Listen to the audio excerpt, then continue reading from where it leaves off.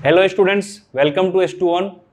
Myself Devrat Raj, pursuing MBBS from Institute of Medical Sciences, BHU Varanasi. मैं पिछले 5 साल से बायोलॉजी पढ़ा रहा हूँ और बायोलॉजी पढ़ाने का हमारा अप्रोच ये रहता है कि पहले हम चीज़ों को समझेंगे, उसके बाद उसको लंबे समय तक याद रखते हैं। ठीक है, तो समझने से वो चीज़ें लंबे समय तक याद रहेगी और उसके लिए हम लोग क्या करते हैं कि उसको थोड़ा सा ट्रिक वगैरह बनाते हैं और उस ट्रिक से उसको अच्छे से याद रखते हैं ताकि चीज़ें अच्छे से रिकॉल हो पाए एग्जाम के टाइम पे। क्योंकि बहुत सारी चीज़ें याद रखने के लिए हो जाती है तो सारा मिक्सअप ना हो जाए, इसके लिए अलग अलग रखने के लिए उसको क्या करते हैं हम लोग ट्रिक से याद करते हैं।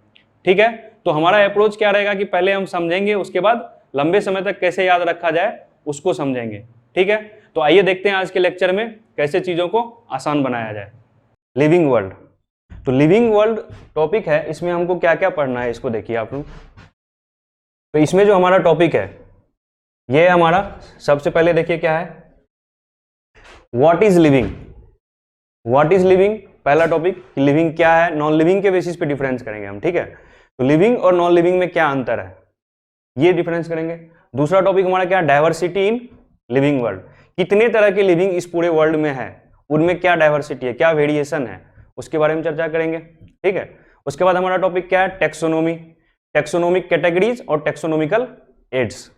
तो टेक्सोनोमी मतलब क्लासिफिकेशन करना हमको कुल मिला के। ठीक है, तो जितने तरह के लिविंग ऑर्गेनिज्म है वर्ल्ड में, उन सारे लिविंग ऑर्गेनिज्म के बारे में हम एक बार में स्टडी नहीं कर सकते हैं। तो उसके लिए हमको क्या करना पड़ेगा, उसके लिए उस स्टडी करने के लिए हम क्या करेंगे, चीजों को क्लासिफाई करेंगे। तो हमको पता चल जाएगा कि इस ग्रुप में जितने लिविंग ऑर्गेनिज्म है उन सब का जो है कैरेक्टर सेम होगा। जैसे मेमल्स है तो सबके पास मेमोरी ग्लैंड होगा, ये कैरेक्टर सेम है। तो जितने भी मेमल्स है, कॉ मेमल्स है, बफेलो मेमल्स है, ह्यूमन मेमल्स है, तो सबके पास क्या होगा, मेमोरी ग्लैंड होगा। तो हमको सबको अलग से पढ़ने की जरूरत नहीं पड़ जाएगी, अगर हम जान जाएंगे कि मेमल्स है तो उसके कैरेक्टर हमको पता चल जाएंगे। समझ पा रहे हैं आप।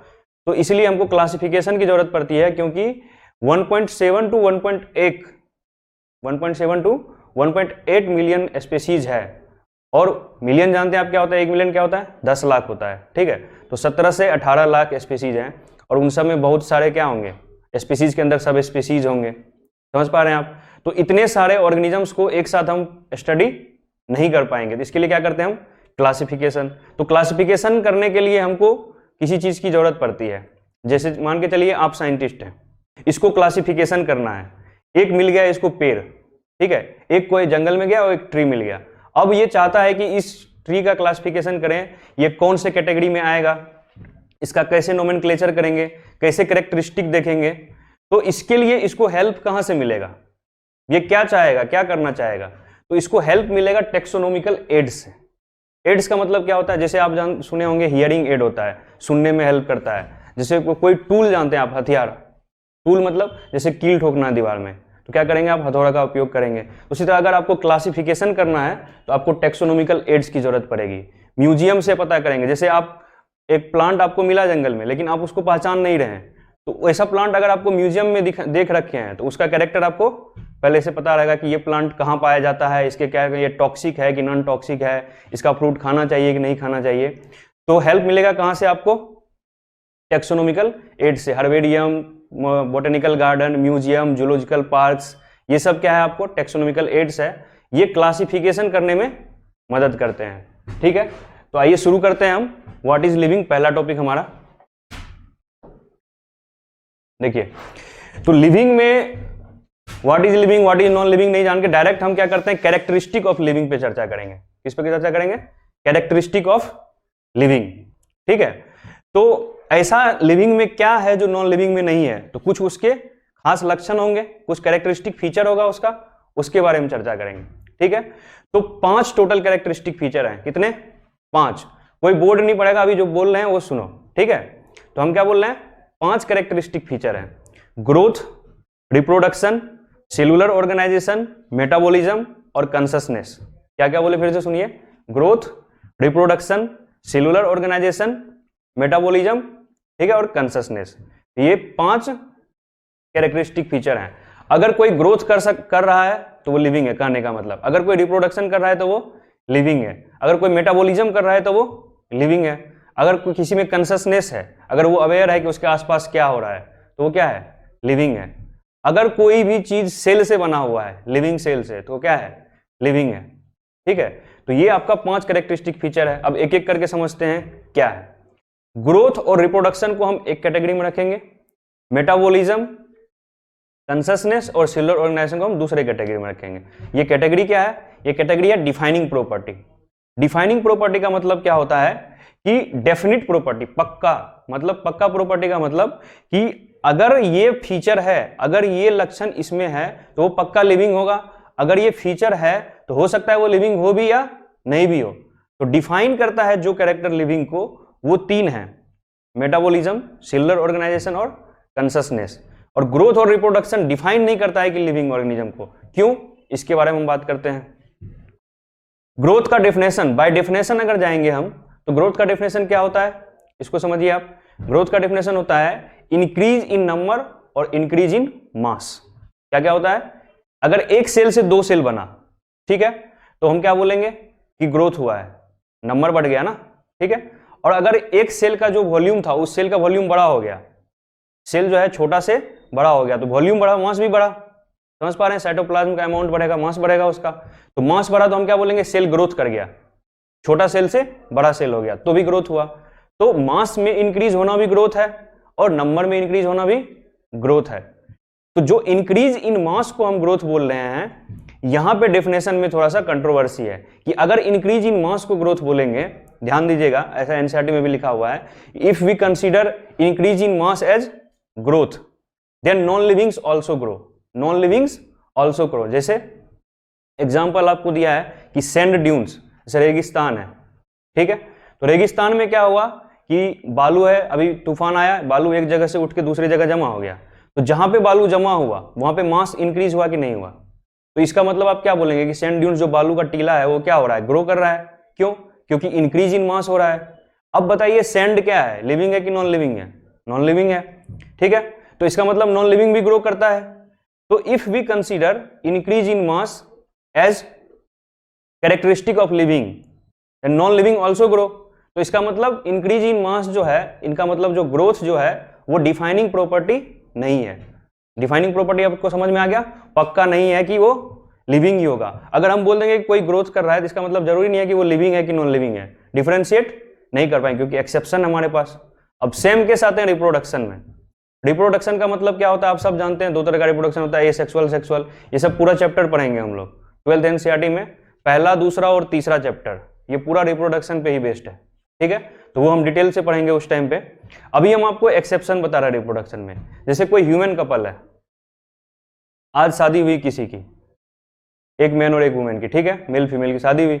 अब बताइए कि अब पूरा जिंदगी उसको कभी चाइल्ड हुआ ही नहीं, अगर चाइल्ड बर्थ नहीं हुआ है, ठीक है, तो इसका मतलब क्या, वो उसको हम लिविंग नहीं बोलेंगे, मतलब रिप्रोडक्शन नहीं हुआ है। रिप्रोडक्शन अगर कोई लिविंग कपल नहीं करता है तो क्या वो लिविंग है कि नहीं है, लिविंग तो है लेकिन रिप्रोडक्शन नहीं कर रहा है, तो रिप्रोडक्शन को हम डिफाइनिंग प्रॉपर्टी नहीं बोलेंगे। समझ पा रहे हैं आप, रिप्रोडक्शन को डिफाइनिंग प्रॉपर्टी नहीं बोल सकते। रिप्रोडक्शन में एक्सेप्शन होता है, ठीक है, जैसे म्यूल है तो वो भी एक्सेप्शन है, ठीक है, फर्टाइल, ये एस्ट्राइल ह्यूमन कपल है, अनफर्टाइल ह्यूमन कपल वो है, तो रिप्रोडक्शन का एक्सेप्शन है, इसलिए रिप्रोडक्शन क्या है, डिफाइनिंग प्रॉपर्टी नहीं है। तो डिफाइनिंग प्रॉपर्टी है कौन, मेटाबॉलिज्म, कंससनेस और सेलुलर ऑर्गेनाइजेशन, ठीक है। और नॉट डिफाइनिंग प्रॉपर्टी कौन कौन सा हो गया, ग्रोथ और रिप्रोडक्शन। तो नॉट डिफाइनिंग प्रॉपर्टी पढ़ लिए हम, अब पढ़ेंगे डिफाइनिंग प्रॉपर्टी। डिफाइनिंग प्रॉपर्टी में पहला पढ़ रहे हैं मेटाबॉलिज्म। तो मेटाबॉलिज्म क्या है इसको समझिए। तो अगर आप एनसीईआरटी पढ़े होंगे, ठीक है, तो एनसीईआरटी पढ़ेंगे तो उसमें मेटाबॉलिज्म का डेफिनेशन लिखा हुआ है, the sum total of all the chemical reaction occurring in body. क्या लिखा हुआ है, सम total of all the chemical reaction occurring in body, उसको क्या बोलते हैं हम, मेटाबॉलिज्म बोलते हैं, ठीक है। तो मेटाबॉलिज्म का डेफिनेशन आप समझ में आ गया, मतलब एक सेल है तो सेल के अंदर कुछ ना कुछ तो रिएक्शन हो रहा होगा, हाइड्रोलाइटिक रिएक्शन होगा, वाटर है, इंजाइम्स है, ठीक है, तो इंजाइम्स की हेल्प से बहुत सारे रिएक्शन होंगे, उन सारे रिएक्शन को एक साथ बोलेंगे तो क्या बोलेंगे, मेटाबॉलिज्म बोलेंगे। और मेटाबॉलिज्म कितने तरह का होता है, उसमें 2 पार्ट होता है, कैटाबॉलिज्म और एनाबॉलिज्म, ठीक है। तो catabolism plus anabolism is called metabolism, ये आप लोग पहले से जानते हैं, तो मेटाबॉलिज्म के बारे में आपको बताया कि मेटाबॉलिज्म डिफाइनिंग प्रॉपर्टी, अगर कोई लिविंग है तो वो पक्का सेल से बना होगा, और अगर वो सेल है और लिविंग है तो उसमें क्या होगा, मेटाबॉलिज्म होगा, और वो सेल अपने एक्सटर्नल इन्वायरमेंट को क्या करेगा, रिस्पॉन्ड करेगा। ठीक है, तो सेलुलर ऑर्गेनाइजेशन होना चाहिए, उस सेल में मेटाबॉलिज्म होना चाहिए, और वो cell external environment, external stimulus को क्या करना चाहिए, रिस्पॉन्ड करना चाहिए। तो मेटाबॉलिज्म कैरेक्टरिस्टिक है, सेलुलर ऑर्गेनाइजेशन कैरेक्टरिस्टिक है। सेलुलर ऑर्गेनाइजेशन से आप क्या समझते हैं, एक सेल का ऑर्गेनाइजेशन, एक सेल का स्ट्रक्चर से आप क्या समझते हैं, एक सेल मेम्ब्रेन होना चाहिए और साथ में क्या होना चाहिए, न्यूक्लियस होना चाहिए। ठीक है, तो सेलुलर ऑर्गेनाइजेशन का मतलब cell membrane plus nucleus plus cytoplasm, ये सब मटेरियल क्या होगा, सेलुलर ऑर्गेनाइजेशन सेल के स्ट्रक्चर को डिफाइन करता है। क्लियर है, आपको समझ में आ रहा है? ठीक है, तो ध्यान से सुनते रहिए। अब आते हैं कंससनेस। तो आपके एनसीईआरटी में 2 वर्ड दिया हुआ है, कंससनेस और सेल्फ कंससनेस। क्या क्या दिया हुआ है, कंससनेस और सेल्फ कंससनेस। ठीक है, तो कंससनेस क्या होता है और सेल्फ कंससनेस क्या होता है, इसको हम डिफरेंशिएट करते हैं थोड़ा सा। अगर कोई सेल है, ठीक है, किसी पेट्री डिश में, कल्चर मीडिया में एक सेल रखा हुआ है, अब उस सेल पे अगर हम एसिड डालेंगे तो बताइए सेल पे फर्क पड़ेगा कि नहीं पड़ेगा? तो क्या फर्क पड़ेगा, वो उस एसिड अगर ज्यादा हो रहा है तो बैक्टीरिया रिएक्ट करेगा, अगर एसिड कम हो रहा है, अगर आप अल्कली डाल देंगे तो भी रिएक्ट करेगा। ये समझ पा रहे हैं? तो मतलब वो क्या करेगा, रिएक्ट करेगा। ये समझ पा रहे हैं? तो एक्सटर्नल स्टिमुलाई को रिस्पॉन्ड कर रहा है, इसको क्या बोलते हैं हम, कंससनेस। अब सेल को ये थोड़ी पता है कि वो सेल है और कहां रखा हुआ है और उसका क्या काम है, एक सेल को ये नहीं पता होता है। जैसे ह्यूमन बीइंग है, तो ह्यूमन बीइंग बहुत एडवांस है, उसका ब्रेन एडवांस है, उसको अपने एग्जिस्टेंस का पता होता है, अपने ओरिएंटेशन का पता होता है। जैसे हमको पता है कि हम स्टैंडिंग पोजीशन में है, कोचिंग में है और नवोदय के बच्चों को क्रैश कोर्स में पढ़ा रहे हैं, ये लिविंग है, तो उनको कंससनेस तो है क्या? अगर बाहर से कुछ आएगा, आंधी तूफान आएगा तो ये पता चलेगा, तो ये तो हो गया मेरा कंससनेस, एक्सटर्नल स्टिमुलाई से रिस्पॉन्ड किए तो। और अपने एग्जिस्टेंस के बारे में कंसस होना कि हम क्या हैं, हम क्या कर रहे हैं, हम कहां हैं, हमको क्या करना चाहिए, ये चीज पता होना, इसको क्या बोलते हैं हम, सेल्फ कंससनेस। तो आप बताइए ये चीज किसको पता है पूरे वर्ल्ड में? सिर्फ ह्यूमन बीइंग को। सिर्फ किसको पता है? ह्यूमन बीइंग को। तो ह्यूमन बीइंग के पास क्या होता है, सेल्फ कंससनेस होता है। ये समझ पा रहे हैं? तो कंससनेस सारे लिविंग के पास होगा, लेकिन सेल्फ कंससनेस किसके पास होगा, सिर्फ ह्यूमन बीइंग के पास। क्लियर है? तो आपको हम 5 प्रॉपर्टी शॉर्ट में बता चुके हैं, आप लोग स्लाइड देखिए। अब all living organisms grow, increase in mass and increase in number of individuals are twin characteristic of growth. ठीक है, तो देखिए आपसे पूछा जाएगा कि ट्विन कैरेक्टरिस्टिक ऑफ ग्रोथ क्या है, तो आप क्या बताएंगे, increase in number and increase in मास।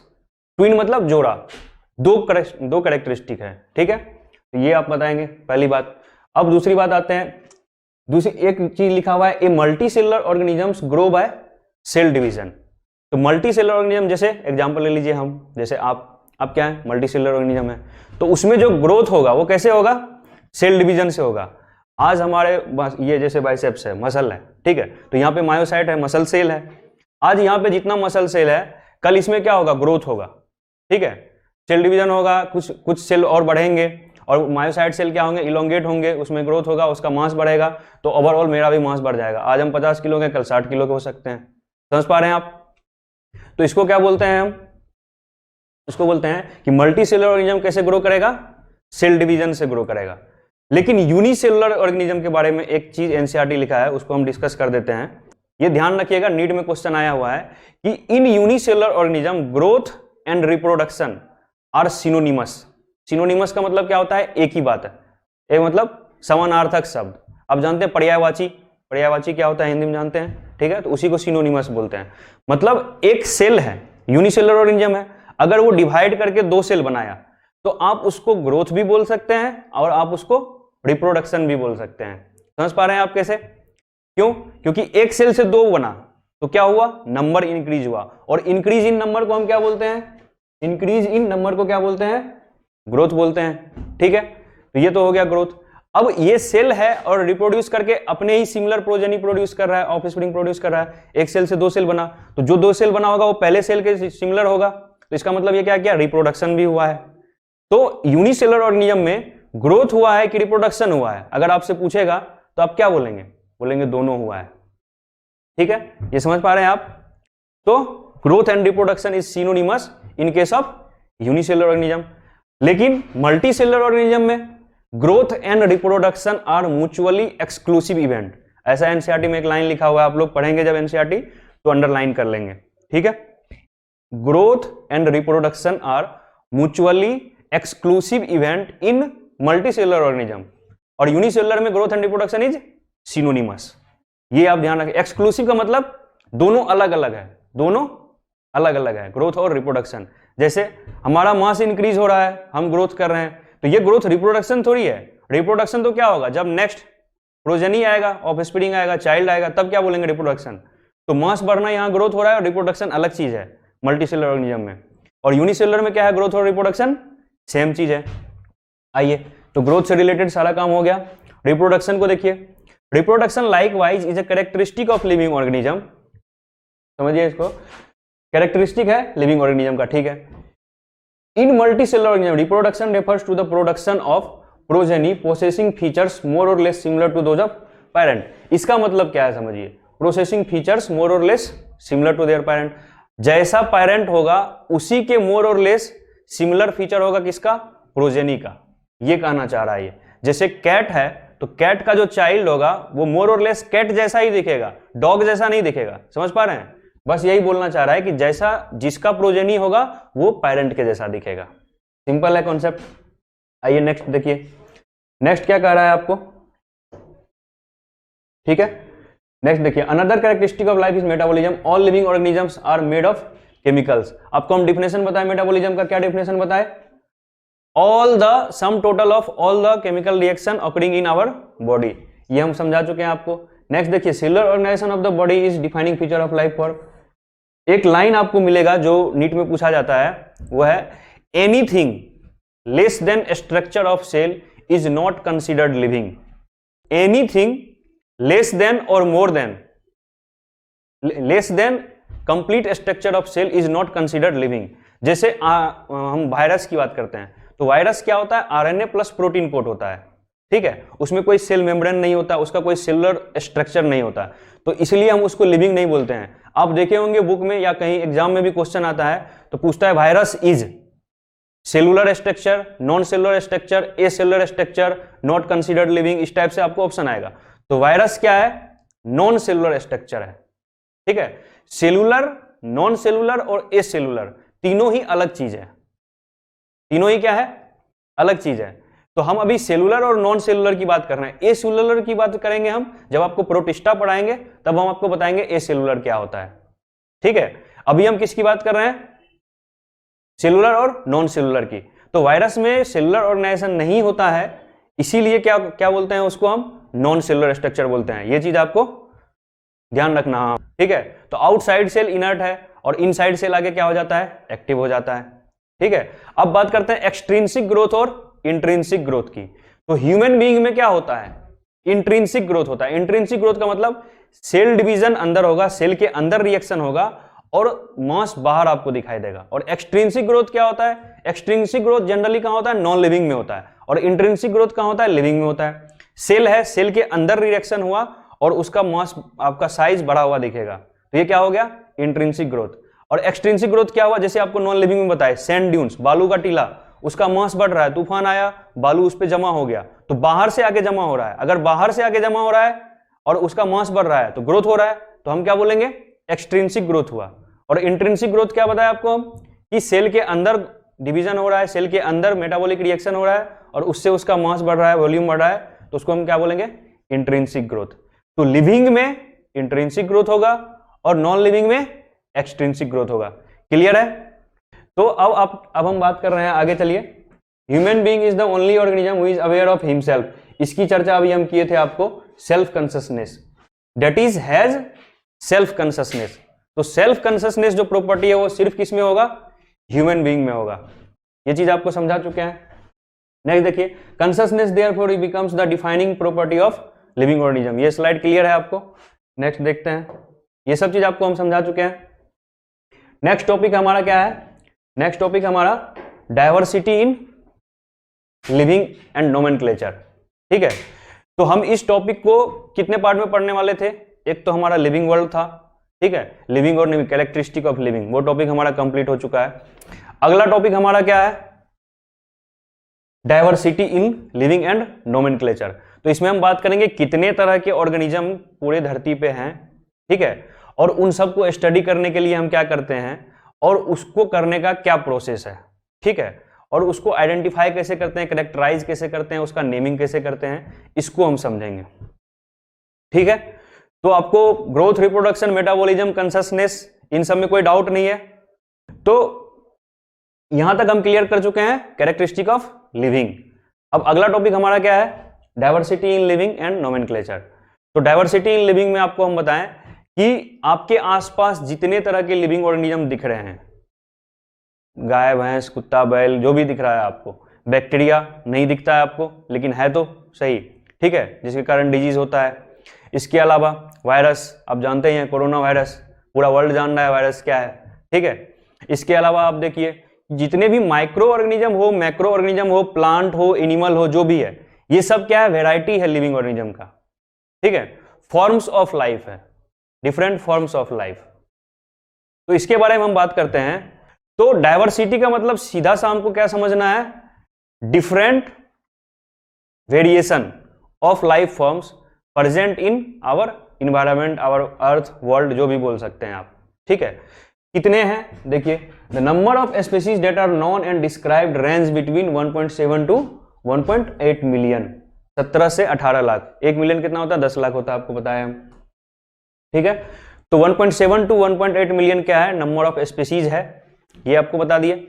उसके बाद देखिए यहां पे ध्यान दीजिएगा, डिस्क्राइब्ड और नॉन लिखा हुआ है, इसका मतलब बहुत सारे स्पीसीज अभी ऐसे हैं जो नॉन नहीं है, या फिर अगर नॉन है तो डिस्क्राइब्ड नहीं है, ठीक है। जितना है उतना के बारे में बताया है, ठीक है। अभी भी अंटार्कटिका, आर्कटिका वगैरह सब में इतने सारे स्पीसीज हैं जो कि अननोन है या फिर अनडिस्क्राइब्ड हैं, क्लियर है। और यही डाटा आपको याद रखना है, नीट में भी यही पूछा जाएगा, बोर्ड में भी यही पूछा जाएगा, तो आपको ये डाटा याद रखना है। अब हम बात करते हैं जो नोमेनक्लेचर से रिलेटेड है, naming according to international rule. तो सबसे पहली बात करते हैं कि नोमेनक्लेचर की जरूरत क्यों पड़ी। ये तो नोमेनक्लेचर का डिफिनेशन पहले देखिए क्या लिखा है, naming of living organism such that a particular organism is known by the same name all over the world, this process is called nomenclature.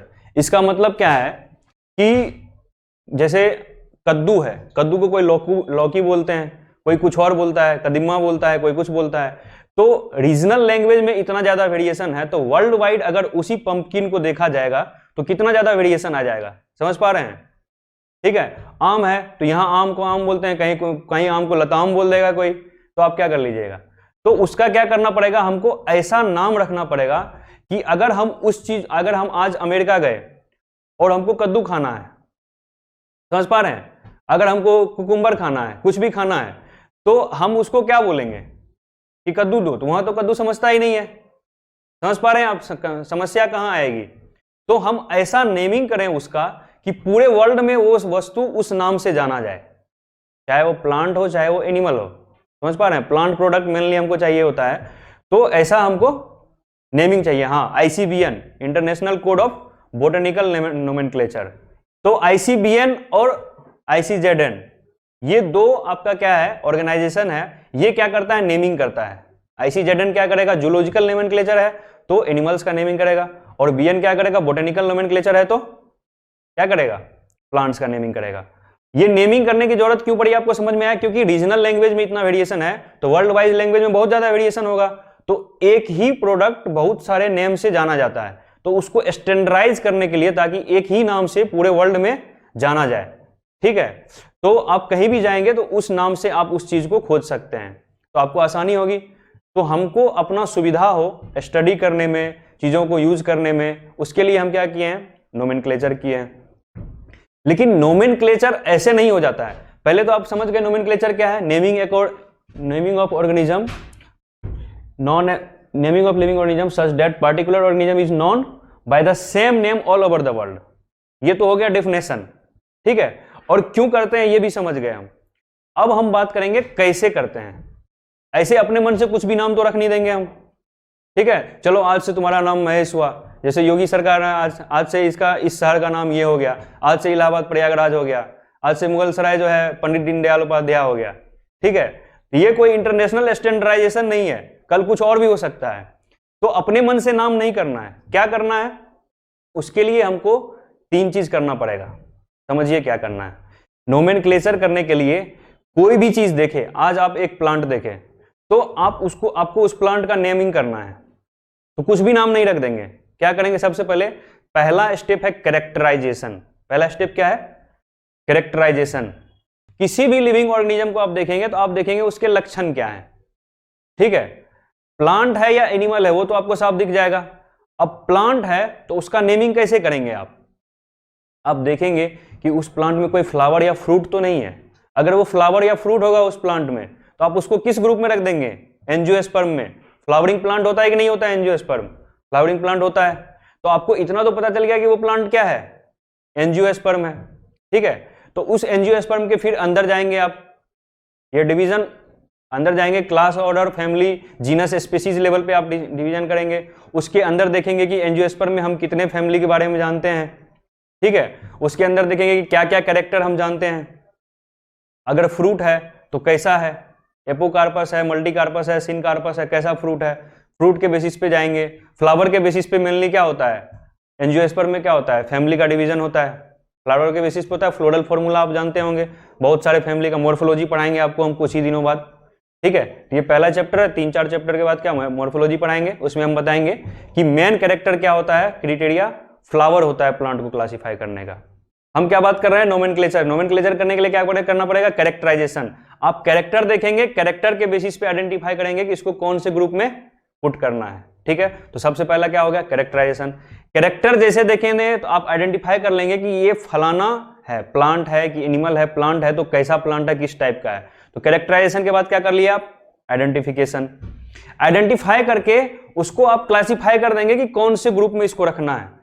Character देखा, सबसे पहले क्या किया, कोई भी चीज दिखा हमको लिविंग ऑर्गेनिज्म, सबसे पहले उसका क्या देखा, कैरेक्टर देखा। दूर से ऑब्जर्व कर लिए, इसके 2 हाथ हैं, इसके 2 पैर हैं, इसके नाक है, आंख है, कान है, सांस लेता है, ऐसे 2 पैर पे चलता है कि 4 पैर पे चलता है। ठीक है, क्वाड्रूपेड है कि बाइपेड है, कैसा लोकोमोशन है। तो अगर सबसे पहले हम क्या देखें, कैरेक्टर देखें, तो पहला स्टेप क्या है, कैरेक्टराइजेशन। कैरेक्टर देख के ही हम आइडेंटिफाई कर लिए, ठीक है, कि ये फलाना टाइप का ऑर्गेनिज्म है। अब जब हमको फलाना टाइप पता चल गया तो उसको हम फलाना टाइप वाले ग्रुप में रख दिए। तो फलाना टाइप वाले ग्रुप में रखने का प्रोसेस क्या है, क्लासिफिकेशन। तो पहला स्टेप कैरेक्टराइजेशन, दूसरा आइडेंटिफिकेशन और तीसरा क्लासिफिकेशन। जब हम क्लासिफाई कर दिए कि इस ग्रुप में रहेगा, अब हम उसके बेसिस पे उसका क्या करेंगे, नोमेनक्लेचर। क्लियर है। तो सबसे लास्ट में क्या करेंगे, नोमेनक्लेचर। तो नोमेनक्लेचर के लिए देखिए क्या लिख रखा है, नोमेनक्लेचर और naming is only possible when the organism is described correctly. तो आपको पहले उसको करेक्टली डिस्क्राइब करना पड़ेगा। समझ पा रहे हैं, मतलब कैरेक्टराइजेशन। आप बोल देंगे कि उसका जो है उसके पास 4 पैर है और वो 4 पैर पे चलता है। ठीक है, तो वो क्वाड्रूपेड्स एनिमल में आएगा कि नहीं आएगा। आप उसको बाइपेड्स में नहीं रख सकते हैं, ह्यूमंस में नहीं रख सकते हैं। तो पहले आपको उसको डिस्क्राइब करना पड़ेगा करेक्टली। कर दिया describe. We know to what organism the name is attached to. ठीक है, तो नोमेनक्लेचर करने के लिए पहले क्या करना है, describe correctly. This is identification. जब करेक्टली डिस्क्राइब करेंगे तो आप आइडेंटिफाई कर पाएंगे, आइडेंटिफाई कर पाएंगे तो क्लासिफाई कर पाएंगे, और क्लासिफाई कर पाएंगे तब आपको नोमेनक्लेचर करना है। देखिए नोमेनक्लेचर के लिए क्या रूल है। ठीक है, तो बाइनोमियल नोमेनक्लेचर किसने दिया था, कैरोलस लिनियस, आपको पहले पता होगा। ठीक है, binomial nomenclature given by Carolus Linnaeus. इससे पहले ट्राइनोमियल नोमेनक्लेचर था, वो अब आउटडेटेड हो गया है। ठीक है, ऑब्सोलेट हो गया, उसका कोई ध्यान नहीं देना है। तो जो चीज अब नहीं चलता है वो नहीं पढ़ेंगे। तो कैरोलस लिनियस, इसका खुद का नाम पहले क्या था, Carl von Linnaeus. Trinomial nomenclature जब चलता था तो 3 नाम था। जब इन्होंने बाइनोमियल नोमेनक्लेचर दिया तो अपना नाम भी 2 वर्ड का रख लिया। ठीक है, चलिए ये रिलेटिव पॉइंट नहीं था, मेन पॉइंट पे आते हैं। बाइनोमियल नोमेनक्लेचर कैसे करते हैं, बाइनोमियल नोमेनक्लेचर। तो बाइनोमियल नोमेनक्लेचर में कितने पॉइंट है इसको समझिए। Each name has 2 component, generic name and specific epithet. Binomial nomenclature में 4 पॉइंट ध्यान रखना है। पहला पॉइंट 2 कंपोनेंट होगा, मतलब बाइनोमियल है, बाय मतलब 2, तो 2 नाम होंगे, 2 कंपोनेंट होंगे। तो पहला ध्यान क्या रखना है, 2 कंपोनेंट होंगे। एक कंपोनेंट जीनस को रिप्रेजेंट करेगा, एक कंपोनेंट स्पीशीज को रिप्रेजेंट करेगा। अब ये जीनस क्या होता है, स्पीशीज क्या होता है, ये हम टेक्सोनोमी में बताएंगे। ठीक है, तो अगला टॉपिक जो हमारा टेक्सोनोमी है उस पे आएगा। अभी आप समझिए क्या बता रहे हैं, एक क्या डिनोट करेगा, जीनस और एक स्पीशीज।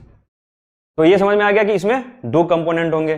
दूसरा बात क्या समझ में आया कि एक जीनस को रिप्रेजेंट करेगा, एक स्पीशीज को रिप्रेजेंट करेगा। तीसरा बात क्या समझना है कि जब हम लिखेंगे तो पहले जीनस लिखेंगे, बाद में स्पीशीज लिखेंगे, और जब जीनस लिखेंगे तो कैपिटल लेटर से स्टार्ट करेंगे वर्ड को। एक वर्ड जीनस होगा, एक वर्ड स्पीशीज होगा। तो हम स्टार्ट कैसे करेंगे, हम जीनस को कैपिटल लेटर से, बाकी सारा स्मॉल। स्पीशीज का पहला जो लेटर होगा वो भी स्मॉल लेटर होगा।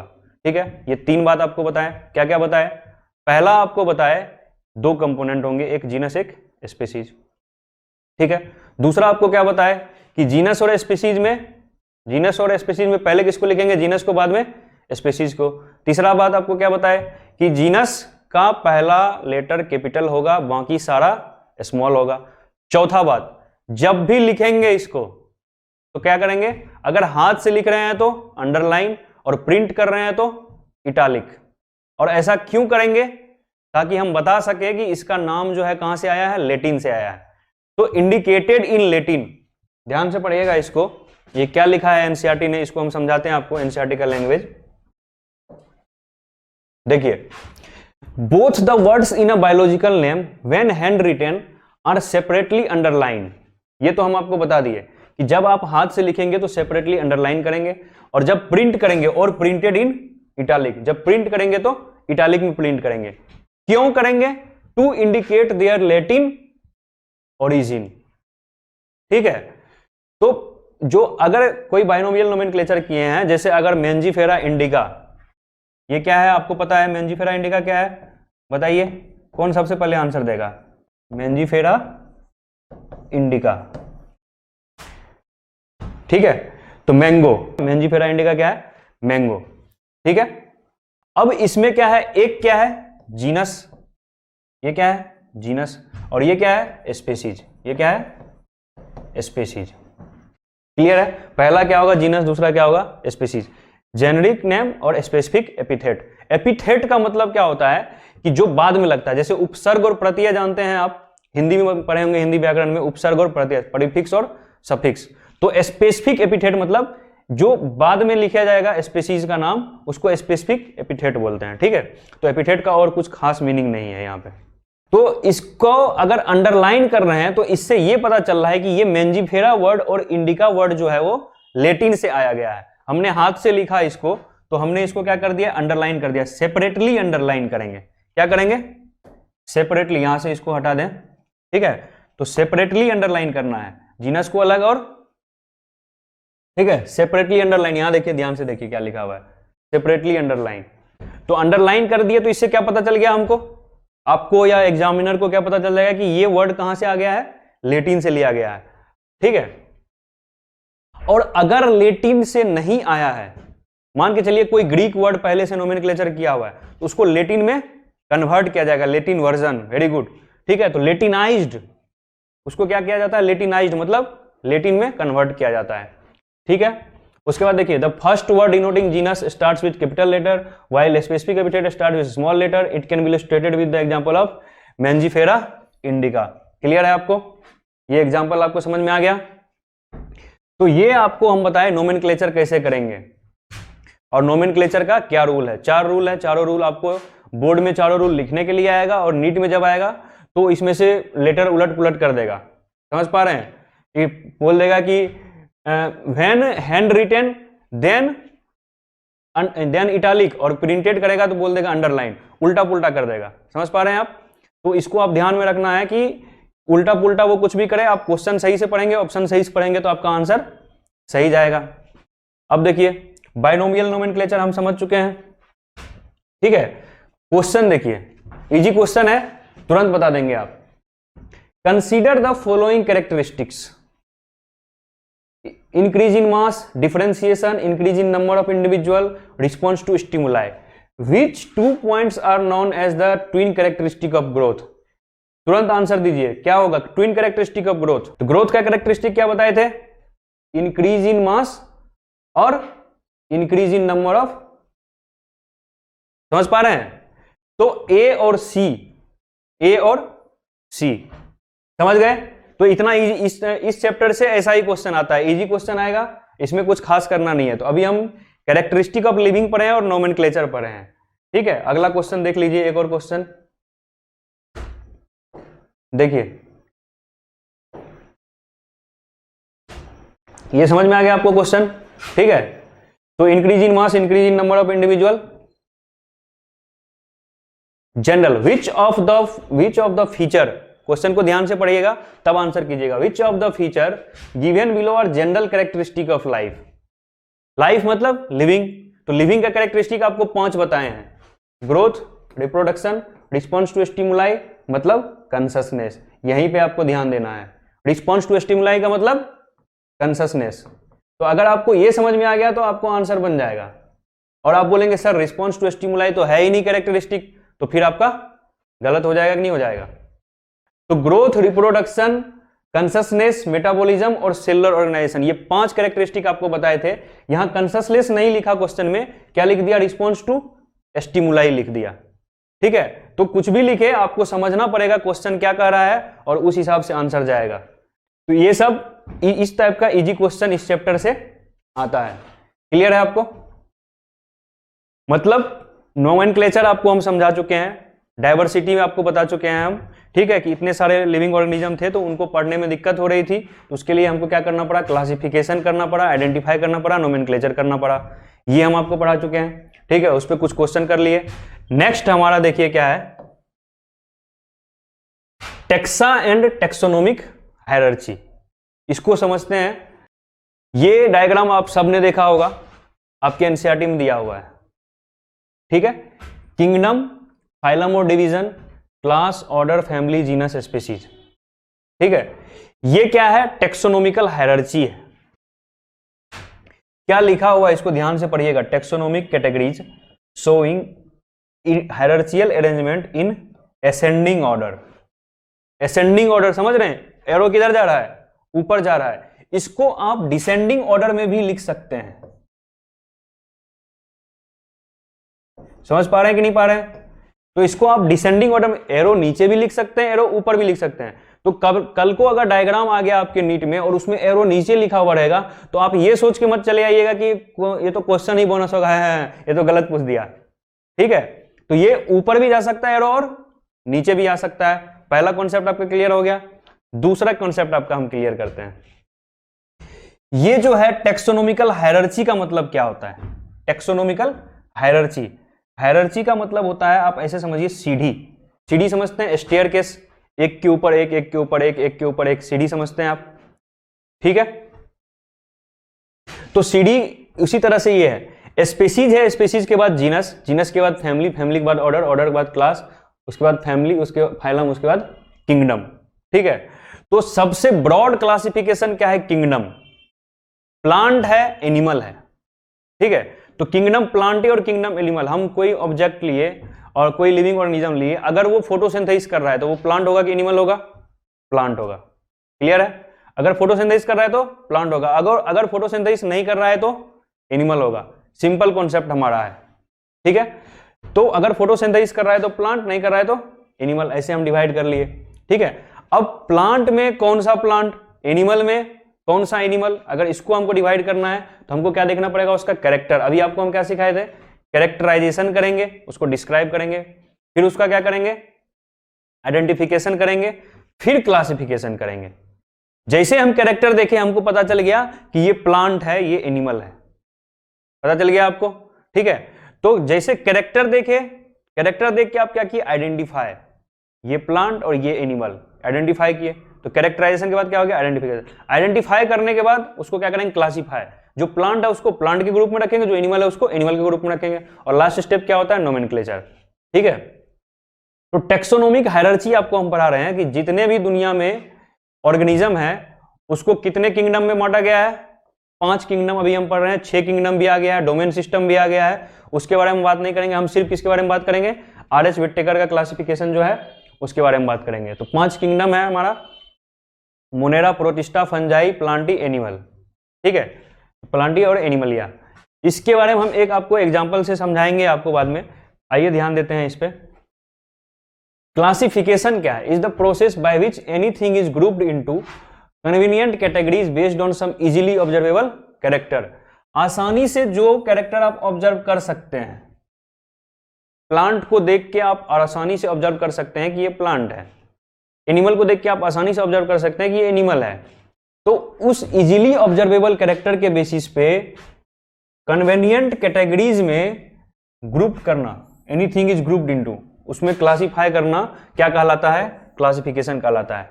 तो इजीली ऑब्जर्वेबल कैरेक्टर के बेसिस पे कन्वेनिएंट कैटेगरी मतलब सुविधाजनक कैटेगरी, जिसको पढ़ने में सुविधा हो, जिसको आसानी से समझा जा सके, ऐसे कैटेगरी में क्लासिफाई करना क्या कहलाएगा? क्लासिफिकेशन कहलाएगा।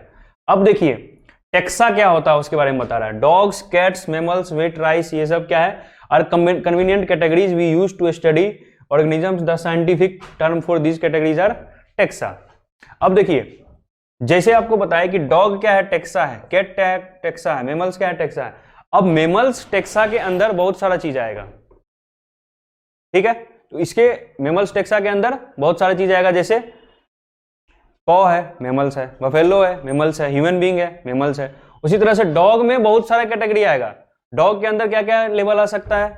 डॉग के अंदर आ सकता है आपका अल्जेशियन डॉग है, ब्राजीलियन डॉग है, कैसा लोकल है, क्या है, गली का है, क्या है। तो इस तरह से आपको बहुत सारी वैरायटी मिलेगी। तो टेक्सा और टेक्सोनोमिक कैटेगरीज आप लोग पढ़ के आइएगा। हम बस इसका इंट्रो दे रहे हैं आपको टेक्सा और टेक्सोनोमिक हायरार्ची का, और इसको हम नेक्स्ट क्लास में डिस्कस करेंगे। और आप लोग जितना पढ़ा है उसको पढ़ना है और आगे भी पढ़ के आना है, ठीक है? Thank you. On S2 on study is always on. Concepts के बेहतर रियलाइजेशन के लिए S2 ऑन पर बने रहिए।